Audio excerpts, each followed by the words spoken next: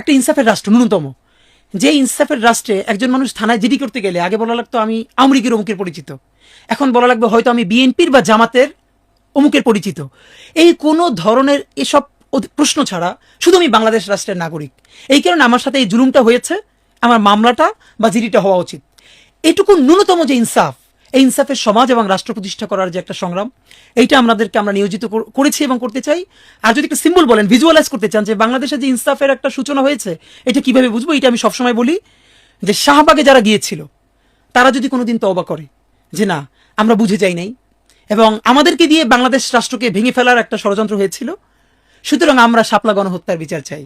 আমার শাহবাগের সেই সমস্ত মানুষ তারা যদি ভুল বুঝে শাপলা গণহত্যার বিচার যেদিন চাইবেন, সেদিন আমরা বুঝবো যে ইনসাফের একটা ন্যূনতম এখানে